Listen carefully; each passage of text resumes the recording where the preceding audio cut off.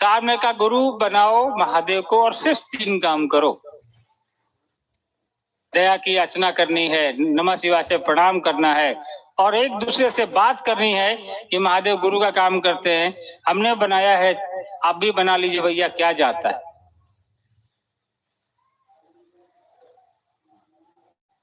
इसमें कहाँ दिक्कत? साहब ने कहा कि शिव की शिष्यता को इतनी इस धरातल पे ले आऊंगा मैं कि लोगों को इसमें मेहनत करने की जरूरत नहीं है। साहब ने चर्चाओं में कहा, सुनिए कभी वीडियो, साहब अघोरी टाइप के आदमी थे इसलिए उनकी भाषा भी थोड़ी वैसी थी, हम लोग इस्तेमाल नहीं कर सकते। साहब ने कहा एक बार कि मैंने शिव को शिवालय से लेकर शौचालय तक ले आया, अब क्या करें? महादेव हमारे आपके स्मरण में कहीं भी हो सकते हैं। आप यहाँ बैठे हैं, आप बस में जा रहे हैं, ट्रेन में जा रहे हैं, आप काम कर रहे हैं, नौकरी कर रहे हैं, खेत में हैं, दुकान में बैठे हैं, कहीं भी महादेव का स्मरण कर लीजिए, नमः शिवाय से प्रणाम करना है। उसके लिए कहीं पलथी मारने की जरूरत नहीं है, नहा करके बकायदा माला हाथ में लेके जरूरत नहीं है। आप जहाँ हैं, जैसे हैं, जिस स्थिति में हैं, जिस परिस्थिति में हैं, वहां नमः शिवाय से प्रणाम कर लीजिए। करना क्या है? कोई आडंबर नहीं। कोई शिव से आपको कहता है कि आप आइए, मैं यहाँ साप्ताहिकी है, 10 किलो सेव लेके आइए तब शिव चर्चा होगी? नहीं। कोई कहता है आपको कि आप मिठाई और अगरबत्ती लेके आइए तब शिव चर्चा में आने मिलेगा? नहीं। साहब ने इन सब चीजों से दूर किया है हमको, आपको कहा कि कोई आडंबर की जरूरत नहीं है। हर वो व्यक्ति शिव चर्चा कर सकता है जो इस धरती पर है, चाहे वो किसी भी परिस्थिति में हो। चलिए, काफी देर से आप लोग भी बैठे हैं, समस्या आप लोग को हुई है, हम लोग को पता है, दूर से आप लोग को आना पड़ा है। आज कोई आयोजन था, उसके वजह से थोड़ी सड़क पे भीड़ भी थी। बरखा दीदी भी आप लोग के बीच आई हुई है। अभी मैं बरखा जी से बात कर रहा था, हमारे आने से पहले गुरु बहन एक भजन कर रही थी, आप लोगों ने भी सुना, थोड़ी उम्र दराज गुरु बहन थी। तो मैंने बरखा जी को कहा, अरे इनकी इतनी उम्र है, ये गा पाएंगी? तो अंग्रेजी में एक कहावत है, डोंट जज the book by its cover, मतलब किसी भी किताब को ना उसके जिल्द से आकलन मत करिए कि उसके अंदर क्या है। और उन्होंने जो गाया भाई साहब, उतनी आवाज तो मेरी भी नहीं है, बहुत जबरदस्त। तो वही मैं बरखा जी को कह के हंस रहा था कि देखो, इंसान आदमी सामने वाले को देख के अंदाजा लगा लेता है, जबकि ऐसा होना नहीं चाहिए। चलिए, बहुत सुंदर। अगली मुलाकात इससे बड़े मैदान में हो, इस उम्मीद के साथ कि बिरलापुर के हर एक घर में शिव के गुरु स्वरूप का दीपक जले। साहब दीदी का आशीर्वाद, महादेव की दया आप पर, हम पर बनी रहे। आप सभी को मेरा प्रणाम है।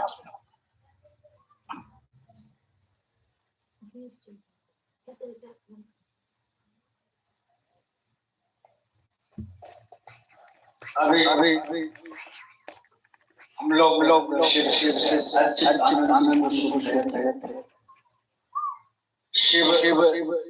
के आयामों से हम लोगों को अवगत कराए। हम लोग सुने और अगर सही में यहाँ से मनन करके इस बातों को जाएं तो आपसे शिव गुरु की दूरी कुछ नहीं होगी। भजन आइए, एक तो भजन का आदेश मुझे मिला है।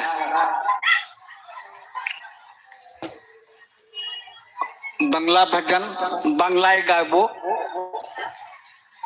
একটা কথা বলে দিছি, আজকে যে কাজকর্ম আপনারা দেখতে পাচ্ছেন, কেন এখন আমি যখন যাচ্ছিলাম তো হিন্দিতে একজনকে বললাম যে হাট যাইয়ে দাদা, বলা আমি হিন্দি বুঝতে পারি না, আমি বাংলায় বুঝতে পারি, বাংলায় বলো। তার জন্য বাংলায় বলি। এই যে কাজকর্ম আছে, এই কাজকর্মের উদ্দেশ্য যে জগৎকে এক এক ব্যক্তি শিবকে নিজের গুরু করুন। মানুষের জীবনের গরুর দরকার, আর শিব থেকে ভালো গুরু কেউ নেই। আপনারাও জানেন সারা জগতই জানেন। এক্ষুনি দাদা বলছিলেন যে আপনার যত শাস্ত্র বই, আপনার সাধু সন্ত যারা এসছেন, ও কবিগুরু রবীন্দ্রনাথ ট্যাগর হন বা রামকৃষ্ণ পরমহংস হন, তারা সবাই একমতে বলেছেন যে শিব আমার গুরু আছে, আমি শিবের শিষ্য। কিন্তু একটাই কথা 10,000 কেউ বলতে পারেননি। কারণ যাই হোক, শিব আমার গুরু আছে, শিব সকলের গুরু হতে পারে, এই সৌভাগ্য আমাদের ব্রেন গুরু ভ্রাতা সাহাব শ্রী হরিন্দানন্দ জি আছেন, তিনি আমাকে বলেছেন, এই জগৎকে বলেছেন, শিবের শিষ্য তোমরাও হতে পারো। এর উপরে একটা বাংলার মধ্যে একটা গান আছে, আমরা সকলের শিব আপনাদেরকে বলতে চাই গানের মাধ্যমে। হে শিব আছে আমার গুরু, তোমার হতে পারে গো, শিব আছেন, শিব আছেন আমার গুরু, তোমার হতে পারে গো, শিব আছেন, শিব আছেন আমার গুরু, তোমার হতে পারে গো, শিব আছেন আমার গুরু, শিব আছেন আমার গুরু, তোমার হতে পারে গো, শিব আছেন জগৎ গুরু, তারি আমরা শিষ্য গো। এখনই আসছিলাম, একজন বলছে কিসের চমমরা রে, যদি মাঠে কিসের চমমরা হচ্ছে, তাদেরকে বলতে চাই এখানে যারা বসে আছেন সবে শিবের শিষ্য। শিব আছেন জগৎ গুরু, তারি আমরা শিষ্য গো, শিব আছেন জগৎ গুরু, ও শিব আছেন আমার গুরু, তোমার হতে পারে গো, শিব আছেন আমার গুরু।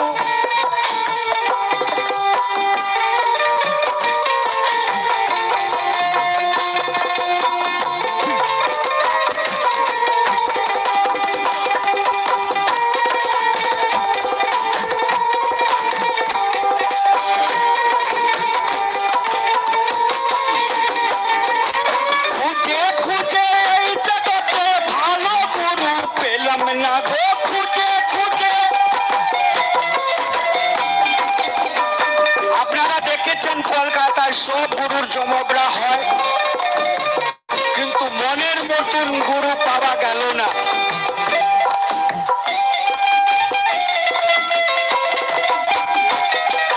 খুঁজে খুঁজে এই জগতে ভালো গুরু পেলাম না গো, খুঁজে খুঁজে এই জগতে ভালো গুরু।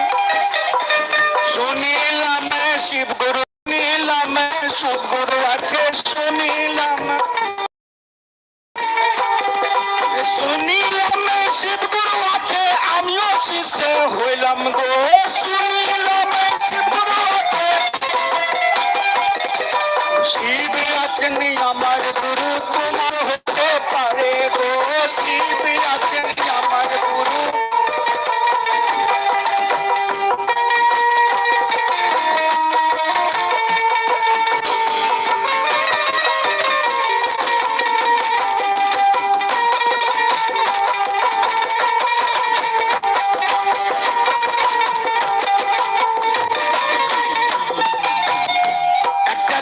আর বলবো, শিব গুরু আছেন, সব শাস্ত্রের মধ্যে পাবেন, সবে মুনি মহাত্মা থেকে শুনেছেন আপনারা, কিন্তু ওই শিব গুরু থেকে জুড়বেন কি করে? কেন সূত্র না হলে ম্যাথমেটিক্স যোগ করা যায় না। সবাই জানেন তো এই জীবনের যে গণিত আছে তাকে সুলঝাবার জন্য ওই শিব থেকে জোড়ার জন্য এই যে তিনটে সূত্র কোন শাস্ত্রতে আপনারা পাবেন না। এখানে যত লোক দেখছেন সবাই তিন সূত্র করেছে বলে এখানে দৌড়ে দৌড়ে এসছে। এই তিনটে সূত্র কে দিয়েছেন সেটাই বলবো গানের মাধ্যমে। তিনটে সূত্র দিল হরিন্দর ভালোবেসে নিলাম গো, তিনটে সূত্র দিল হরিন্দর ভালো নিলাম গো, তিনটে সূত্র দয়া আছে। এই তিনটে সূত্র কি আছে সেটা শুনবেন ভালো করে। দয়া আছে গুরু থেকে চর্চায় আমরা করি গো, দয়া আছে গুরু থেকে, দয়া আছে গুরু থেকে চর্চায় আমরা করি গো, দয়া আছে গুরু থেকে। শিব আছেন আমার গুরু,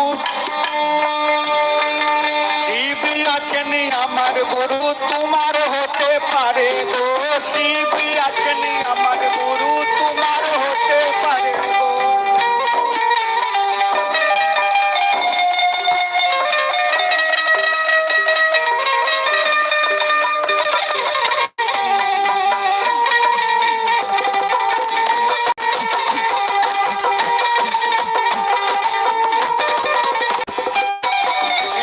আছেন মহাগুরু তারি আমরা শিষ্য গো, শিব আছেন মহাগুরু তারি আমরা শিষ্য গো, শিব আছেন জগৎ গুরু তারি আমরা শিষ্য গো।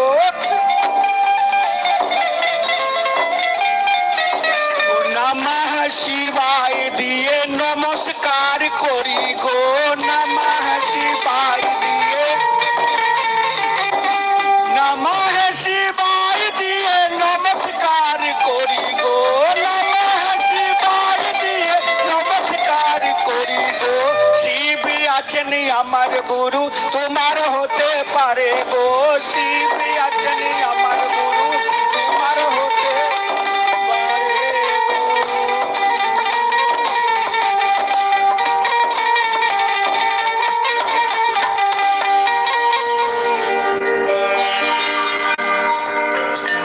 গানের মাধ্যমে বলতে চাইছিলাম যে আসুন আমরা সকলে শিব ঠাকুরকে নিজের গুরু করি। নিজের মনে বুঝেন তো, নিজের মতন গুরু করুন। আর আমাদের আজকে সাহাব দিদির যে সংকল্প তাকে নিয়ে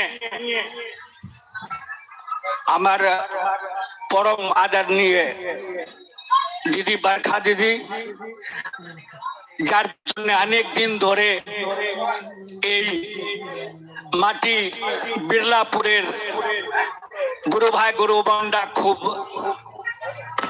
উৎসাহিত ছিলেন।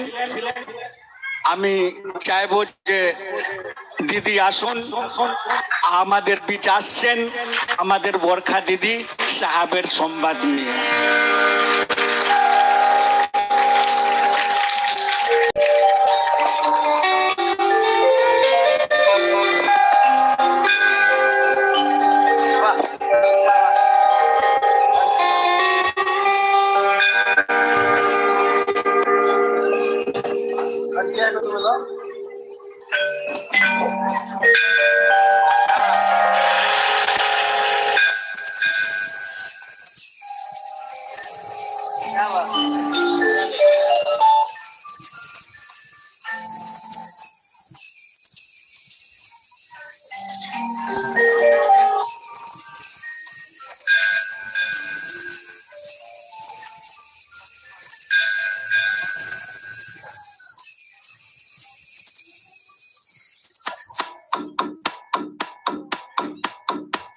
मेरे गुरु महेश्वर शिव को मेरा प्रणाम है। इस कालखंड के प्रथम शिव के शिष्य हम सबों के परम आदरणीय वरेण्य गुरु भ्राता साहब श्री के चरणों में मेरा प्रणाम है। शक्ति स्वरूपा मां नीलम आनंद जी के चरणों में मेरा प्रणाम है। और दक्षिण 24 परगना के बेड़लापुर के इस मैदान में उपस्थित सभी गुरु भाई गुरु बहन के चरणों में मेरा प्रणाम है।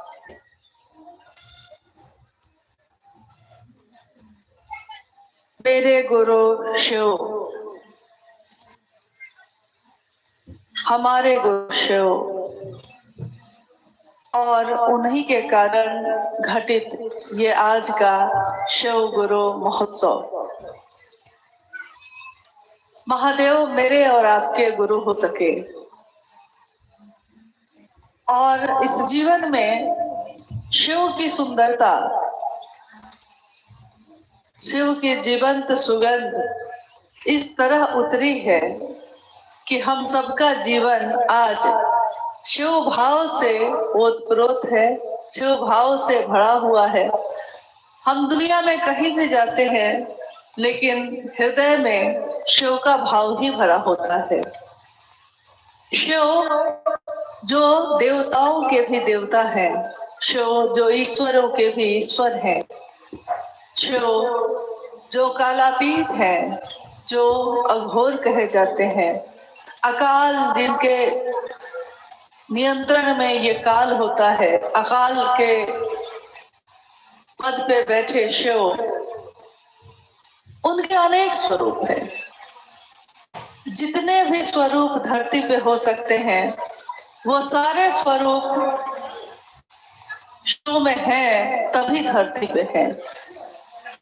और महागुरु महादेव की दया से शिव के समग्र स्वरूप को हम शिव के शिष्य प्रणाम कर सकें, इस विधा को बताने वाले इस कालखंड में शिव के शिष्य साहब हिंदानंद जी जो इस धरती पे आए, अवतरित हुए। धरती पे जब वो आए थे 31 अक्टूबर सन 1948 में, और पिछले 10,000 वर्षों के इतिहास में दुनिया में, शास्त्रों में, वेद में, उपनिषद में, पुराण में और अनेक साहित्य में आज तक के जितनी भी सभ्यताएं जो लोगों को दिखाई दी, खुदाई में मिली या तस्वीरों के जरिए, चित्रकारी के जरिए जो लोगों ने देखी समझी, उसमें अति प्राचीन देवता शिव का जिक्र हर जगह पे है। परंतु शिव न तो किताबों के मोहताज हैं, न शिव शास्त्रों के मोहताज हैं। शिव ज्ञान देते हैं तब शास्त्र आरेखित होते हैं, शिव का ज्ञान उतरता है तब साहित्य लिखे जाते हैं। इसलिए शास्त्र या किताबें तो राख का ढेर होती है, आग उसमें होती है जिसके लिए ये किताब लिखी गई, जिसने लिखी है। जब साहब ने चले शिव की ओर लिखा था उस समय उन्होंने यही पंक्ति कही, किताबें तो आप पढ़ लेंगे लेकिन आपको मेरे दिल के उस आग से भी मिलना होगा जिसमें ये तपिश है, ये दर्द है कि मेरे गुरु शिव जन जन के गुरु हो जाएं। और जब तक लोग इसके माध्यम से लोगों तक अपनी बात नहीं पहुंचाएंगे तब तक ये संभव नहीं है कि शिव जन जन के गुरु हो जाएं, सबके गुरु हो जाएं। आपने अभी चर्चा में लगातार सुना, तीनों सूत्रों के बारे में भी सुना, शिव के शिष्यता कैसे आई इस कालखंड में। आपने इतने गुरु भाई गुरु बहनों से सुना होगा, इतने वर्षों में, पिछले हजारों वर्षों में शिव के अनेक शिष्य हुए, शिव के अनेक भक्त हुए, परंतु शिव की भक्ति करके उन्होंने बहुत कुछ पाया, धरती को कुछ मिला नहीं। स्वयं पूजित हुए, लेकिन धरती के लोग जो सामान्य थे, जो अति सामान्य थे, उन लोगों तक वो बात नहीं सकी जो शिव चाहते हैं। शिव अपने सामान्य गणों से ही पहचाने जाते हैं। सामान्य गण ही उनके लोग, उनके अपने, उनके इंसान ही उनके आभूषण है, उसी से वो सुशोभित होते हैं। तो महादेव के अनेक स्वरूप हैं और उनके सुशोभित होने का भी हम लोगों ने रहस्य जाना है कि क्या है इसका रहस्य। शिव सहज प्रेम से उपलब्ध है, परमात्मा मनुष्य के सहज प्रेम से उपलब्ध होता है। शिष्य यह कहती है, सहज प्रेम का अर्थ होता है कि जो मेरा और आपका एक दूसरे से, मानव से एक सहज प्रेम है। एक इंसान का इंसान के लिए जब सहज प्रेम होता है तो उससे वो उपलब्ध हो जाता है। तो जब एक इंसान ईश्वर से भी सहज प्रेम रखता है तो परमात्मा भी लभ्य होते हैं। परमात्मा यानी महादेव, गुरु यानी शिव, और शिव के गुरु स्वरूप की व्यापकता आज इतनी ज्यादा है कि हम दुनिया में चाहे जहां भी जाएं, कहीं भी अगर हमने इस बात का जिक्र किया है, अब स्थिति ये है कि अगर हमने जिक्र किया है कि क्या आप शिव गुरु हैं, इसके बारे में जानते हैं, तो अक्सर लोग इसके बारे में जानते हैं। परंतु अभी भी बहुत सारे जगहों पे लोग इस बात से वंचित हैं। अभी भी बहुत जगह इस संदेश का पहुंचना बाकी है। हम जब भीड़ जमा हो जाती है तो सोचते हैं कि बहुत काम हो गया, परंतु भीड़ कभी भी काम का पैमाना नहीं होती। काम का पैमाना होती है हर व्यक्ति एक दूसरे से महादेव की बात करता हो, उसके जीवन के विषय में शामिल होइए कि मेरे गुरु शिव हैं, आपके भी गुरु हो सकते हैं। और जब तक ये नहीं होगा तब तक शिव की शिष्यता की व्यापकता का वो अर्थ, वो परिणाम नहीं आएगा जो साहब और दीदी ने सोचा है, जो उन्होंने चाहा है। जब हम कोई काम करने निकलते हैं दुनिया में तो हमको कुछ विपरीत परिस्थितियां भी मिलती हैं, कुछ अनुकूल परिस्थितियां भी मिलती हैं। विपरीत में चलने वाले का नाम होता है, अनुकूल परिस्थिति में तो कोई भी चल लेता है। आज जब ये कार्यक्रम घटित हो रहा है तब भी हम लोग के मन में ये बात हो रही है कि वो पथ क्या, पथिक कुशलता क्या। पथ यानी रास्ता जिस पे कोई यात्री चल रहा है, तो रास्ता अगर अच्छा है, साफ सुथरा है और सारी सुविधाएं उपलब्ध हैं और तब कोई चलता है, तो इसमें कोई आश्चर्य की बात नहीं है, इसमें कोई बहुत बड़ी बात नहीं हो गई।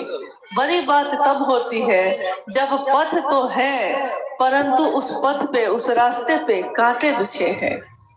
पथ क्या, पथिक कुशलता क्या, जिस पथ पे बिखरे सूल न हो, कांटे न हो, और अगर कांटे बिछे हैं और तब भी रास्ते पे चलने का हुनर आपने सीख लिया है तो पथिक की कुशलता कही जाती है। वो नाविक क्या, नाविक की धैर्य कुशलता क्या, जब धाराएं विपरीत न हो। कोई नाविक अगर धारा के अनुकूल नाव चला लेता है तो कोई बड़ी बात नहीं है। बड़ी बात तब मानी जाती है जब धाराएं विपरीत हो और नाव को उसके अनुकूल बना के चलना पड़े। वैसे ही आज का ये कार्यक्रम भी है, क्योंकि जब से यहाँ का ये कार्यक्रम तय हुआ है तब से कितनी बातें हुई और आज भी जिस स्थिति में सब कुछ अनुकूल होता चला गया, महागुरु महादेव की असीम दया से, ये गुरु की दया से ही संभव हो सकता है, आदमी के बस की ये बात नहीं है।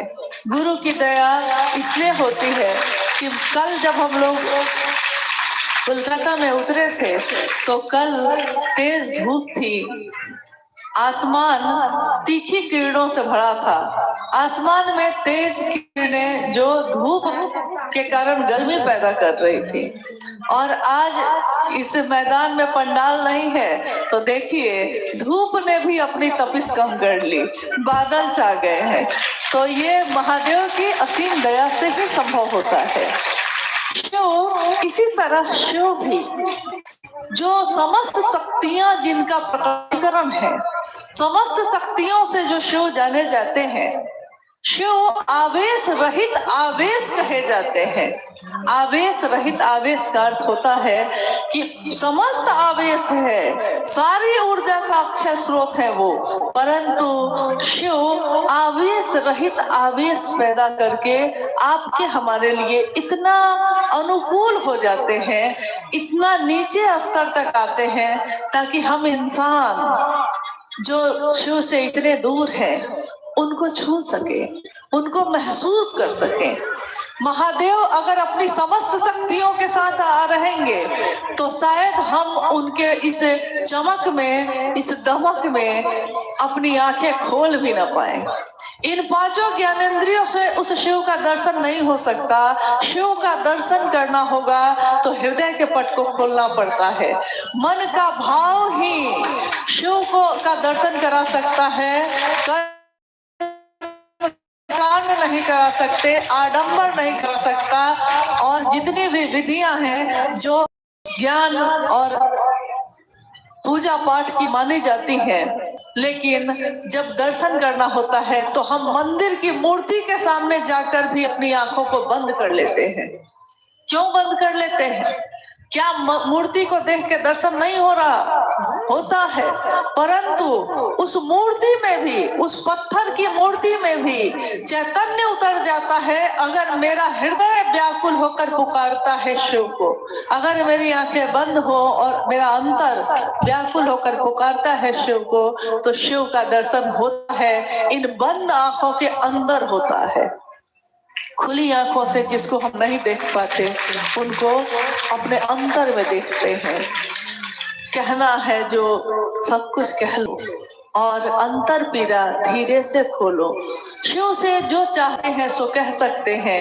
अपने अंदर की पीरा को, अपने सुख को, अपने दुख को जो कहना चाहते हैं शिव को कह सकते हैं। शिव सबकी सुनते हैं। वो हमारे ऐसे शिव है जो बड़े करीब से गरीब की सुनते हैं, बहुत करीब से। मन, हमारा मन अगर सत्य गुरु का, अगर शिव के गुरु स्वरूप का सानिध्य लेगा, तो मेरा मन अगर शिव का सानिध्य लेता है तो शिव इस चैतन्य, इस चेतना और इस काया दोनों की चिकित्सा करते हैं। कोई डॉक्टर सिर्फ काया का, सिर्फ शरीर की चिकित्सा कर सकता है, परंतु शिव वैद्यनाथ के भी वैद्यनाथ है, महावैद्यनाथ। वो हमारे मन के भी चिकित्सक हैं। तो सिर्फ मन की ही नहीं, तन और मन दोनों की चिकित्सा शिव करते हैं। और हमारे गुरु स्वरूप के बारे में, जब शिव के गुरु स्वरूप के बारे में हम आप किसी को कहते हैं, वो पूछता है क्या करना होगा, तो हम लोग कहते हैं कि शिव को गुरु बना के ज्यादा कुछ नहीं करना है भैया, 3 सूत्र तो करना है। कहते हैं सूत्र क्या होते हैं? सूत्र का अर्थ क्या है? आपने देखा होगा कि हमारे छोटे छोटे बच्चे जब पढ़ाई करते हैं तो गणित में वो सूत्र यानी फॉर्मूला, उसी पे आधारित होकर अपने मैथ को, अपने गणित को बनाते हैं। अगर सूत्र पता है, फॉर्मूला पता है, तो उस पे कठिन से कठिन गणित भी उसी फॉर्मूला से, उसी सूत्र से हल किए जा सकते हैं। हमारे जीवन की जितनी आपाधापी है, हमारे जीवन की जितनी पीड़ा है, उस पीड़ा को भी अगर हम उस सूत्र में ढाल देते हैं, महादेव से दया मांगने में, महादेव की चर्चा कहने में और सुनने में, और महादेव को प्रणाम करने में, तो शिव मेरे मन की पीड़ा को हर लेते हैं।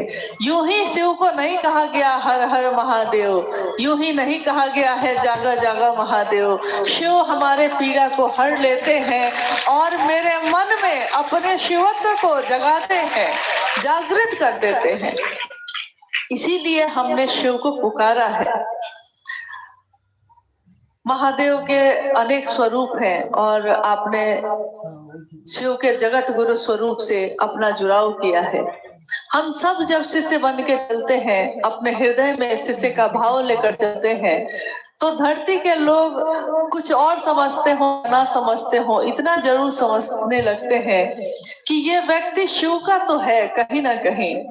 और अभी आपने सुना, अनुभया अभी बोल रहे थे कि सही बात है कि जब वो गुरुवान आई गीत गाने, भजन गाने, तो हम लोगों ने सोचा कि पता नहीं कैसा गाएंगे। सही बात है कि हम लोगों को ऐसा कभी सोचना नहीं चाहिए, क्योंकि वो किससे क्या करवाएंगे कौन जानता है। हम अहंकार में, अभिमान में सोचते हैं कि हम करेंगे, और महादेव ऐसे व्यक्ति को खड़ा करके अपना काम करवा लेते हैं जिसके बारे में आपने सोचा ही नहीं होगा कि वो करेगा भी ऐसा। तो ऐसे लोग हैं, खड़े हैं, चल रहे हैं शिव की शिष्यता में।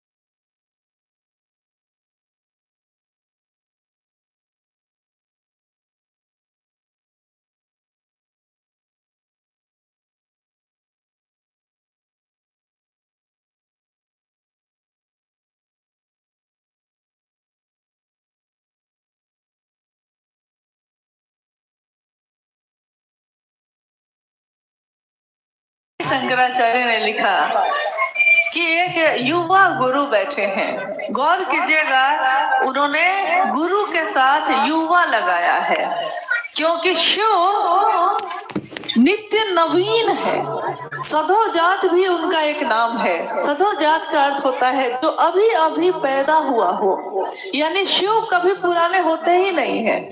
एक युवा गुरु बैठे हैं और उनके सामने वृद्ध शिष्य बैठे हैं। शिष्य वृद्ध हो जाता है, गुरु युवा ही है, और युवा गुरु भी मौन है, चुप है।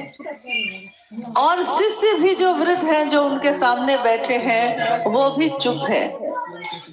परंतु गुरु के मौन से ही, गुरु के चुप रहने से ही शिष्यों के मन का सारा संशय विनष्ट हो रहा है।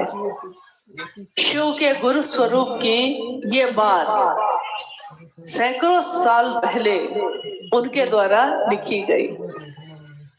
संत तिरुमूलर ने लिखा कि उनकी सेवा करो जो शिव की सेवा में लगे हैं। और उन्होंने कहा कि ये चलते फिरते मंदिर है। इसके बाद जो पंक्ति उन्होंने लिखी है कि शिव के सेवा में लगे लोग जो चलते फिरते मंदिर की संज्ञा दी गई है, इसकी अगली पंक्ति उन्होंने लिखी है, लेकिन ऐसे लोगों की पहचान कठिन है। पहचान में नहीं आते हैं वो लोग। आप हम जिनको देखते हैं कि इधर आ रहे हैं, उधर जा रहे हैं, ये कर रहे हैं, वो कर रहे हैं, तो शिव के शिष्य जो सचमुच जिसके मन में शिव का शिवत्व उतर गया है, तो वो कहीं दिखता भी नहीं है। वो चुपचाप अपना काम करता है। उसको पहचानना बहुत कठिन है। इन आंखों से देखकर पहचानना कठिन है। उसको पहचानने के लिए दिल की आंखों से देखना होगा, तब वो पहचान में आते हैं कि वो शिव का लोग है, शिव के गण, शिव के आदमी है। जो चुपचाप महादेव का काम कर लेता है और किसी को बताता भी नहीं, वो किसी को दिखाने नहीं जाता।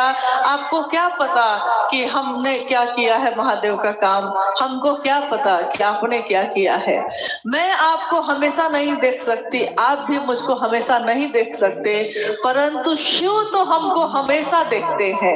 हम पूरी दुनिया से छिप जाएंगे, परंतु महादेव महादेव से तो नहीं छिप सकते।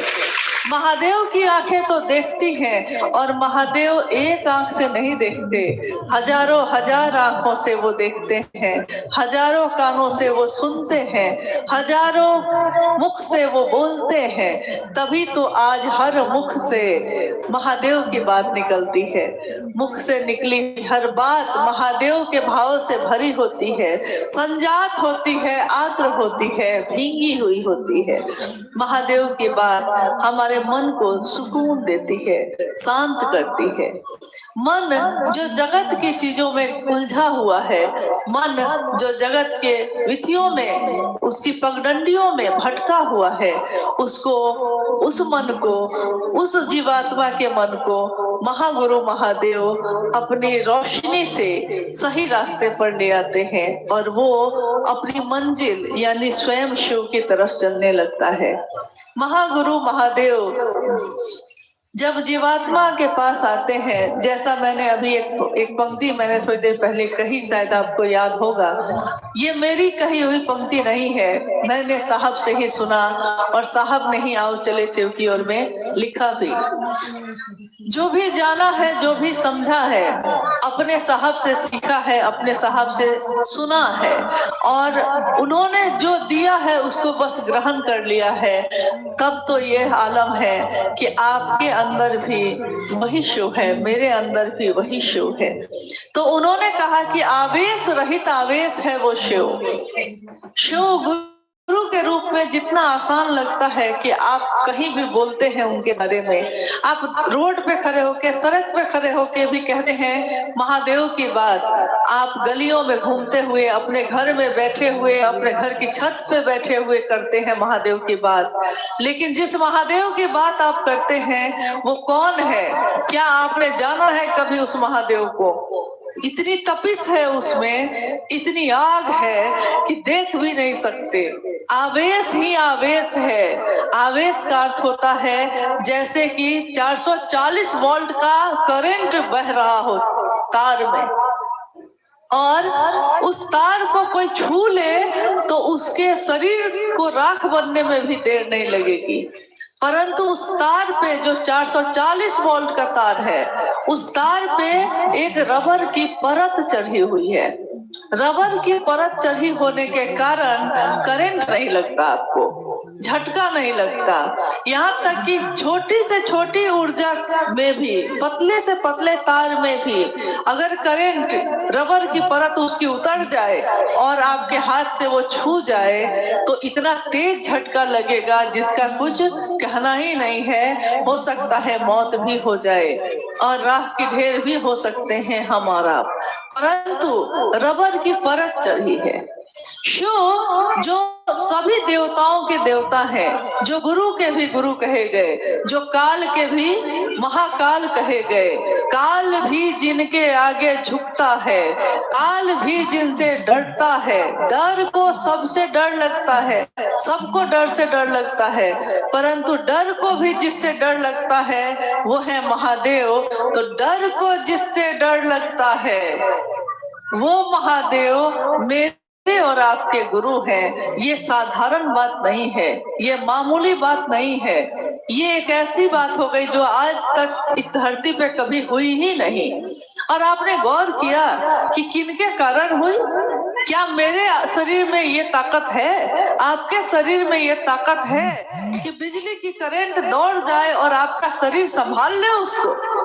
एक साधारण मानव के शरीर में ये ताकत नहीं हो सकती, परंतु साहब श्री हरिनानंद जी के मानव तन में, उस शरीर में, जिस शरीर के लिए कहा गया कि मरणशील ये काया है, अमर आत्मा है मरणशील काया, ये काया जो है, ये शरीर जो है, इसकी मौत होती है, परंतु उस जीवात्मा की, उस दिव्यात्मा की मौत नहीं होती जो उस मानव तन में रहते हैं, फिर निकल जाते हैं, फिर संचरित होते हैं। तो साहब श्री के उस मानव तन में शिव के प्राण मंत्र का संचरण हुआ। नमः शिवाय। नमः सांसों के साथ आया और हवा के झोंके के साथ आया हुआ सांस में चढ़ा, सांसों से फिर उतर गया। शिवाय नमः और शिवाय यानी शिव का प्राण मंत्र ये किस मानव तन में आया? न मेरे शरीर में आया, न आपके शरीर में आया। ये आया साहब शिव के शिष्य साहब भैदानंद जी के शरीर में, उनके श्वासों के साथ आया। और तब जिस तरह एक ट्रांसफार्मर में बिजली की सप्लाई की जाती है बहुत तेज, ट्रांसफार्मर जो बिजली के सारे ऊर्जा को संचय करता है और क्षमता के अनुकूल, क्षमता जिस तार की जितनी है, किसी में अगर 20 वाट का है, 20 वाट का बल्ब है तो ऊर्जा उसमें 20 वाट की ही जाती है। किसी में अगर 60 का है तो 60 का ही जाता है। अगर 60 का चला जाए 20 में तो बल्ब ब्लास्ट कर जाता है। यानी वो ऊर्जा जो अक्षय स्रोत है मेरी और आपकी क्षमता को देखकर ही संचरित होती है, जो हम बर्दाश्त कर पाते हैं। और अगर मात्रा बढ़ जाए तो क्या होता है जानते हैं? बहुत पहले पटना में साहब रहते थे, उस समय एक गुरु भाई ने एक दिन कहा साहब से कि मैं महादेव की दया को देखना चाहता हूँ, महसूस करना चाहता हूँ। मैं चाहता हूँ कि महादेव की दया कैसे होती है हमको समझ में आए। साहब ने कहा चलिए आपकी यही इच्छा है तो यही होगा। कुछ दिन के बाद उन्होंने एक व्यक्ति से पूछा कि अमुक गुरु भाई आजकल आता नहीं है। तो उसने बताया कि जी आपको खबर नहीं हुई कि वो तो कहते हैं कि मुझको सब कुछ धुआं धुआं ही दिख रहा है, मुझको कुछ आगे दिखाई भी नहीं दे रहा, कुछ समझ में नहीं आता, विक्षिप्त की तरह की हालत में हो गए हैं। खैर साहब ने फिर बुलवाया और कहा कि दया की जो मात्रा दी थी वो वापस लेता हूँ। हंस के उन्होंने कहा उस दिन, यार दया तो मैं भी कर सकता हूँ लेकिन मात्रा कितनी होनी चाहिए ये मुझको पता नहीं है। कभी मात्रा बढ़ जाती है, कभी घट जाती है। तो देखिए थोड़ी सी दया निश्रित हुई महादेव की तो धुआं धुआं ये जगत दिखता है। थोड़ी सी दया निश्रित हुई महादेव की तो सब कुछ लगता है आसमान में ही उड़ रहे हैं, पता ही नहीं चलता है धरती का। तो जब वो पूरी की पूरी दया अगर करने लगे तो हमारा आपका क्या होगा? इसलिए महादेव की दया भी उतरती है हमारे जीवन में, लेकिन हमारी क्षमता को देखते हुए धीरे धीरे रे मना धीरे सब कुछ होए। माली सींचे 100 घरा ऋतु आए फल होए। माली तो 100 घरा भी सींच दे तो क्या होगा? ऋतु आने पे ही तो फल होगा। और गुरु हमारे शरीर के, हमारे जीवन के सारे जो अवगुण है उसको इस तरह से एक सुंदर स्वरूप दे देते हैं। जिस तरह गुरु कुम्हार, शिष्य कुंभ है। गुरु क्या है? गुरु की इच्छा के अनुसार कुंभ यानी मिट्टी का वो ढेर, कुंभ गुरु की इच्छा के अनुसार। जिस तरह कुम्हार अपने हाथों को हिलाता भी नहीं है और उसके मन की इच्छा के अनुसार बर्तन बनते चले जाते हैं, कभी कटोरी, कभी तस्करी, कभी कुछ। उसी तरह गुरु की इच्छा के अनुरूप शिष्य का जीवन भी ढलता चला जाता है। हम सिर्फ शिष्य भाव में खड़े रहें तो महादेव हमको अपने अनुसार बना ही लेते हैं। हमको महादेव नहीं बनना है, वो महादेव ही हमारे आपके जैसा बन जाता है। यानी वो अपनी क्षमता को इतना नीचे करते हैं कि हम उनको महसूस कर पाए। अगर शिव अपनी समग्र शक्तियों के साथ प्रकट हो जाए तो धरती बचेगी भी नहीं, तो हम देख कहां से पाएंगे? इसलिए उस महागुरु महादेव को हमने अपना गुरु बनाया है, जिनके कारण आज हमारा आपका जीवन धन्य है। आइए हम सब उस महादेव को अपना शिष्य भाव अर्पित करें। हम सबका मन शिव की दया की अतल गहराइयों में समाहित होता रहे, डूबता रहे। और हमारे आपके बीच गुरु भाई अमरकांत जी हैं, इनके पास कुछ जिज्ञासाएं आई हैं, तो आइए हम लोग उन जिज्ञासाओं पे भी कुछ बात करते हैं, देखते हैं क्या जिज्ञासा आई है। हेलो हेलो हेलो हेलो, एक जिज्ञासा आई है, पूजा पाठ से भिन्न है शिव की शिष्यता, कैसे? पूजा, यहाँ का साउंड गए। अच्छा, पूजा पाठ से भिन्न है शिव की शिष्यता। शिव की शिष्यता, पूजा पाठ का क्या मतलब आप समझते हैं? पूजा बहुत बड़ी चीज होती है। पूजा कौन करता है? अक्सर हम लोग देखते हैं कि कोई अगरबत्ती अगर दिखाने लगता है तो हम लोग कहते हैं कि भक्त है बड़ा, परंतु भक्त होना इतना आसान नहीं है। पूजा कौन करता है? जो भक्त होता है। सच्ची पूजा वही कही जाती है। और भक्त कौन होता है?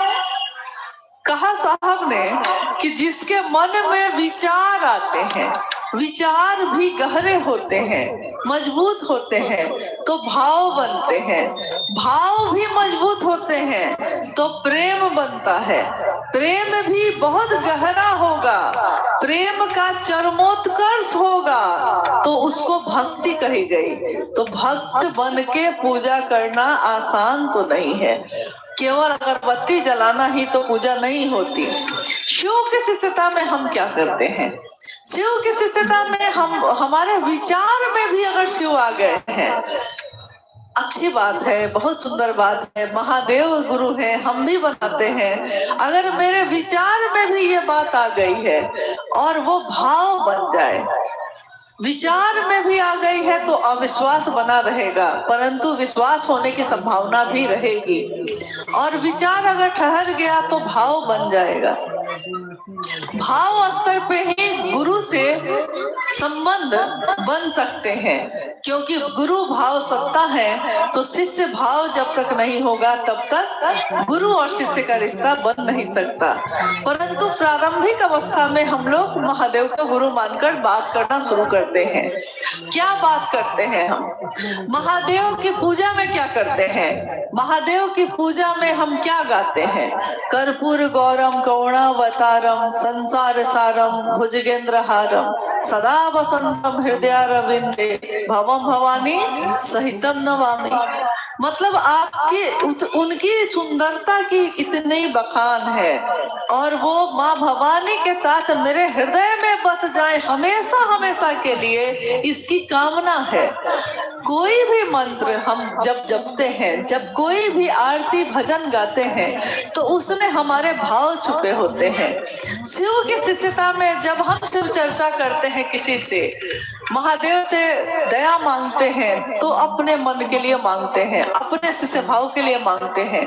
महादेव को प्रणाम करते हैं तो मैं शिष्य हूँ तो मुझको प्रणाम करना चाहिए। परंतु जब महादेव की चर्चा करते हैं हम लोग तो चर्चा में महादेव की ही महिमा का गान करते हैं। महादेव ऐसे हैं, महादेव वैसे हैं, महादेव इतने सुंदर, महादेव इतने अच्छे, महादेव जब से मेरे गुरु हुए मेरे जीवन की पीड़ा खत्म हो गई। पीड़ा है, पीड़ा हटी नहीं, पीड़ा तो है ही, परंतु पीड़ा का अनुभव खत्म हो गया। जिस बात के लिए रोते थे उस बात को रोने का कारण छूट गया, क्योंकि महादेव जो मिल गए। तो देखिए, शिव की पूजा ही है शिव की शिष्यता भी, परंतु इस पूजा में न तो जल है, न तो फल है, न तो फूल है, इस पूजा में हृदय ही बिछा है। कहते हैं सारी दुनिया बिछाती है फूल, दिल अपना बिछाएंगे हम। शिव के शिष्य अपना हृदय बिछाते हैं अपने गुरु के लिए, और सबसे बड़ी पूजा वही होती है जिसमें भाव शामिल हो। जिस भाव से हम महादेव की बात करते हैं वही भाव हमको फिर आगे लेके जाता है, और महादेव भी भाव ही ग्रहण करते हैं। उनको हमारी इन चीजों से क्या वास्ता, हम कुछ दे भी दे तो उनके लिए क्या इसका मतलब है। कल ही हम लोग बात कर रहे थे कि महादेव को लोग सोना चांदी हीरा जवाहरात चढ़ा भी देगा तो दुनिया के लिए ये बेशकीमती चीज हो सकती है, लेकिन महादेव ने जो बनाई है उससे बड़ी बेशकीमती चीज दुनिया में कुछ नहीं हो सकती। कौन सी चीज बनाई है उन्होंने? उन्होंने मिट्टी बनाई, मिट्टी की कोई कीमत आप नहीं दे सकते। उन्होंने जल बनाया, जल की कोई कीमत आप नहीं चुका सकते। जल आपकी प्यास बुझाता है, मिट्टी आपको पोषण देती है। अग्नि बनाई, अग्नि जो हमारे भूख को खत्म करती है। अग्नि ना हो तो भोजन कैसे बने, और भोजन बनता है तो हमारी भूख खत्म होती है। अग्नि ना हो तो हमको रोशनी कैसे मिले, तो रोशनी मिलती है। उसकी क्या कीमत दे सकते हैं? आग की क्या कीमत है? किसी के द्वारा चुकाई जा सकती है? ये नहीं चुकाई जा सकती। सबसे बेशकीमती चीज है वो सारी चीजें, हवा, वायु, प्राण चलाती है हमारी आपकी, हम उसकी कोई कीमत नहीं चुका सकते। क्या हम वायु से बढ़ के कोई कुछ चीज है मेरे पास जो हम महादेव को चढ़ा सकते हैं? आकाश बनाया, आकाश जो पूरे गैसों का समूह है, नीला दिखता है, परंतु इस आकाश का ओर छोर किसी को पता नहीं, अनंत है ये। हमको लगता है कि वहां मिलता है, लेकिन जितनी दूर जाते जाइएगा आकाश उतनी ही दूर होता जाता है। महादेव ने आकाश, वायु, अग्नि, जल और पृथ्वी जो बनाई, मिट्टी जो बनाई, उसकी कीमत इस जगत के लोग चुका नहीं सकते। तो हम उनको क्या हीरा, मोती और सोना चांदी चढ़ाएंगे? हम उनको क्या दे सकते हैं? लेकिन हमारे हृदय का भाव दे सकते हैं, और हृदय के भाव की भी कीमत नहीं होती। प्रेम को खरीदा नहीं जा सकता। प्रेम हाट में बिकता नहीं है कि जाके खरीद लीजिएगा। आप इंसान के शरीर को खरीद सकते हैं, लेकिन उसके हृदय को नहीं, उसके मन की भावनाओं को नहीं खरीद सकते। वो बेमोल बिकती है, उसका कोई मोल नहीं।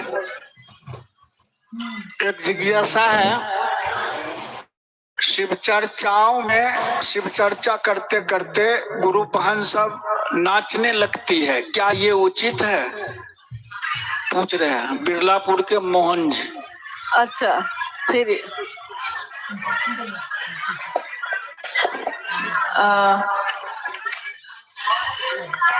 बिरलापुर के मोहन जी हैं, जिनकी ये जिज्ञासा आई है कि कहीं कहीं पे शिव चर्चा करने में लोग नाचने लगते हैं, क्या किया जाए? देखिए, नाचने के लिए बहुत सारी जगह बनी हुई है। नाच घर बना हुआ है, मतलब जहाँ डांस करते हैं लोग, आप वहां जाके कर सकते हैं। और हमारे घर में हर दिन कुछ ना कुछ होता ही है। किसी का मैरिज डे है, किसी का जन्मदिन है, किसी की शादी हो रही है। बेटा की शादी है तो नाचिए, बेटी की शादी है नाचिए, मेरी भी होगी तो शायद हम भी नाच लें। लेकिन महादेव की चर्चा हो तो मन को ना चाहिए, शरीर को थोड़ा स्थिर रखिए, क्योंकि गुरु का जो है नाम भी होगा हमी से और बदनामी भी होगी हमी से। यानी शिष्य के ऊपर ही टिका होता है कि वो अपने गुरु का नाम करेगा या गुरु का नाम कलंकित करेगा। शिष्य से ही गुरु को जाना जाता है। संत की ऊंचाई नापी नहीं जा सकती, परंतु गुरु की ऊंचाई नापी जा सकती है उसके शिष्यों को देखकर। उसके शिष्य कैसे हैं, क्या करते हैं, उसको देखकर बताया जाता है कि इसके गुरु कैसे होंगे। तो मेरे गुरु महादेव नटराज भी हैं, नृत्य के भी सम्राट हैं वो नटराज। लेकिन उनका जो नृत्य है, उनका जो नर्तन है, उससे पोषण पैदा होता है। अगर शिव के थाप ना हो धरती पे तो यहाँ गेहूं की एक बाली भी पैदा नहीं हो सकती। तो महादेव की थाप से गेहूं की बालियां पैदा होती हैं, अनाज पैदा होते हैं। अगर आपके नृत्य करने से अनाज पैदा हो जाए तो जरूर करिए, लेकिन ऐसा होता नहीं है। इसलिए निवेदन है कि कम से कम शिव चर्चा को अपने मनोकामना की जगह मत बनाइए।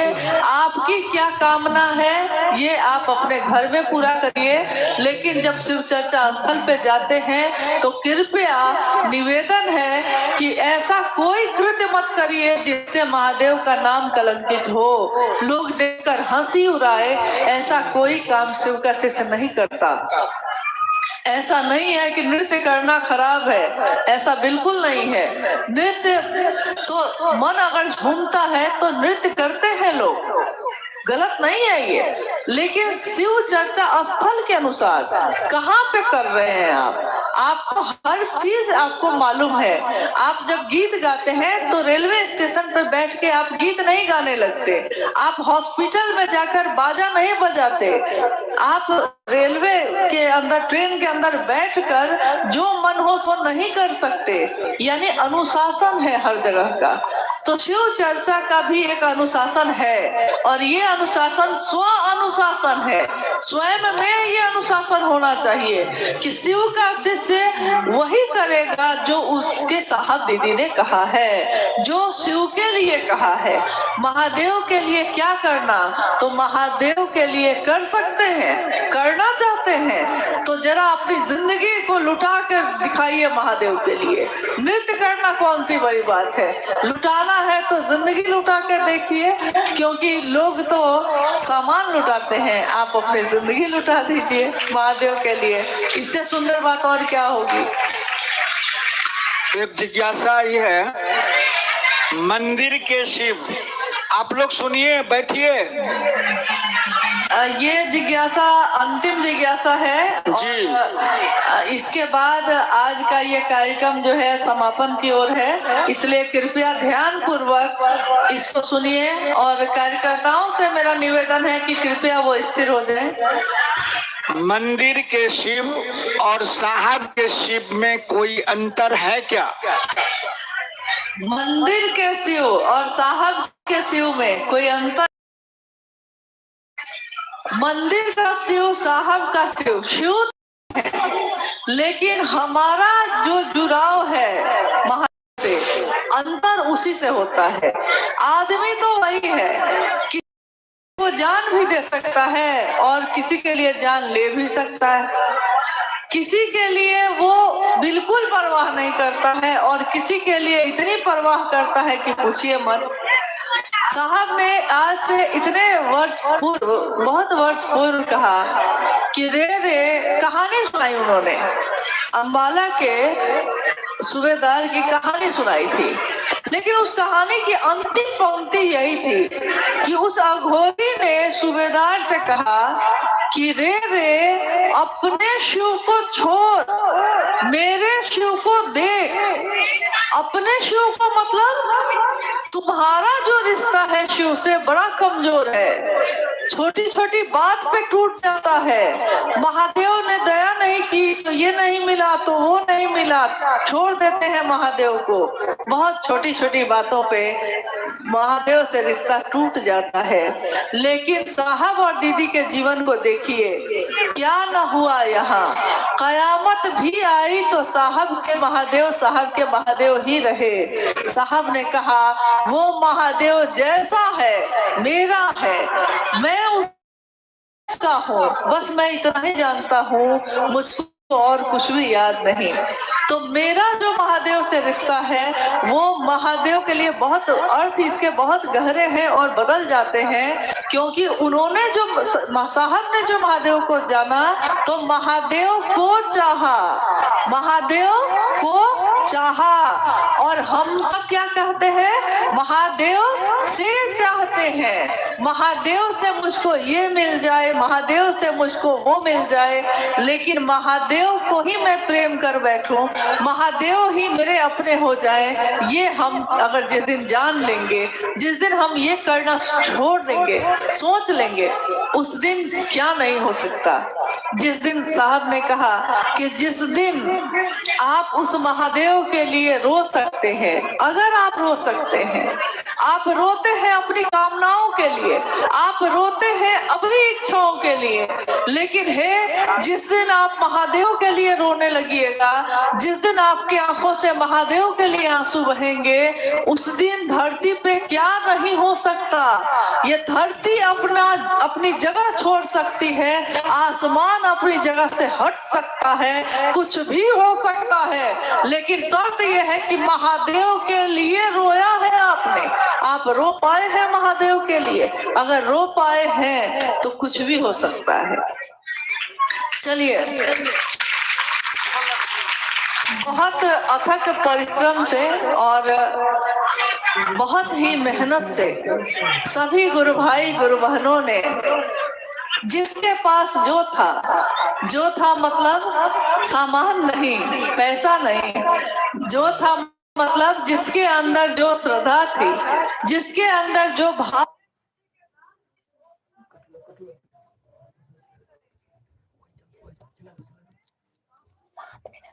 कंगन ही हम क्यों पहने। 1980 के दशक में साहब ने एक दाना का कंगन पहना था, एक रुद्राक्ष के दाने। 1981 के लगभग में उन्होंने अपने मन से ये सोचकर कि महादेव की रुद्रात्मकता शक्ति है 11 का अंग माना जाता है, तो उन्होंने अपने एक दाने को 11 दाने में कर लिया। अब वो 11 दाने का पहन रहे थे। 1981 की एक घटना है।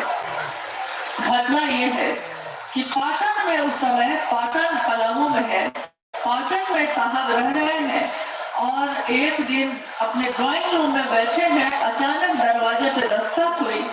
दीदी माँ ने दरवाजा खोला तो देखा कि पूरा बिजली गई हुई थी, अंधेरा था, अंदर पेट्रोमैक्स जल रहा था। दीदी माँ ने देखा कि बाहर के अंधेरे में कोई बरामदे में एक साधु खड़े हैं, लेकिन साधु जो खड़े हैं उनके चारों तरफ रोशनी ही रोशनी है, कहीं कोई बल्ब नहीं जल रहा, कहीं कोई रोशनी नहीं है, परंतु साधु जो खड़े हैं उनके चारों तरफ रोशनी ही रोशनी है। पहले उनका ध्यान इस पे नहीं गया। उन्होंने साधु से कहा कि अभी कोई आने का समय है, साहब तो ऑफिस में दिन में बैठेंगे। दीदी को लगा कि कोई अपना काम के लिए आया है।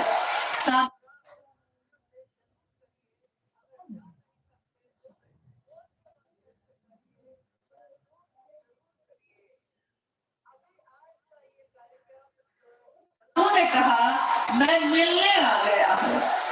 तब तक साहब भी आकर खड़े हैं, तो माँ और साहब खड़े हैं। साधु ने माँ से कहा कि रुद्राक्ष का 12 दाना पहनिए हाथ में। तो माँ ने कहा कि 12 दाना कहाँ से लाएंगे, 11 है, लेकिन और रुद्राक्ष का दाना मिलेगा नहीं, मिलता नहीं है यहाँ। तो उस साधु ने अपने दाहिने हाथ की तर्जनी को बाएं हाथ में अपने फंसाया और जो माला उन्होंने पहनी थी बाह में उसको तोड़ा, एक दाना उनके हाथ पे रख के कहा कि कहो कि 12 दाना कर लेंगे, और मिलने चला आया था, घबराने की बात नहीं है। इतना कहते कहते वो साधु कहाँ गए कुछ पता नहीं, अंधेरा छा गया चारों तरफ। माँ और साहब हाथ में उस रुद्राक्ष के दाने को देखते रह गए। उसी रुद्राक्ष के दाने को लेकर साहब ने अपने हाथ के कंगन में 12 दाने का कंगन पहना, पहली बार 1981 में। फिर 82 में वो मधेपुरा गए। मधेपुरा में जब उन्होंने लोगों से कहा कि महादेव को अपना गुरु बना लीजिए, तो लोगों ने साहब से कहा कि कौन सी नई बात आप कह रहे हैं, ये कोई नई बात तो नहीं है, शास्त्रों में लिखा हुआ है। तो शास्त्रों का अध्ययन कब किया गया, तो उन शास्त्रों में शिव पुराण में लिखा है कि 12 दाने के कंगन पहनने चाहिए। 12 सूर्य है, 12 राशियां है, 12 ज्योतिर्लिंग है। 108 को अगर 9 अंक, 108 माला पे जप करने का अंक है, 9 शक्ति का अंक है। 108 को 9 से आप भाग दीजिएगा तो 12 का अक्षर बचेगा। तो 12 जो राशियां हैं, 12 ज्योतिर्लिंग है, इसी गणना पे, अंक विज्ञान पे, अंक गणित पे बने हुए हैं। और इसका